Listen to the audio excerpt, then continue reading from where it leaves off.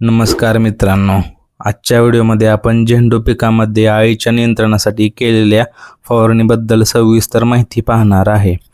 सध्या झेंडूची वाढ चांगली सुरू आहे, पण या टप्प्यावर जर अळीचा प्रादुर्भाव झाला तर ती पानं, कवळ्या कोंबाला नुकसान करते। त्यामुळे योग्य वेळी उपाय करणं महत्त्वाचं आहे। आज मी 100 लिटर पाण्यात टाटा कोरोना 150 ml आणि इमामेक्टिन बेंझोएट 50 ग्रॅमची फवारणी केली। ही फवारणी अळीवर नियंत्रण ठेवण्यासाठी केली आहे।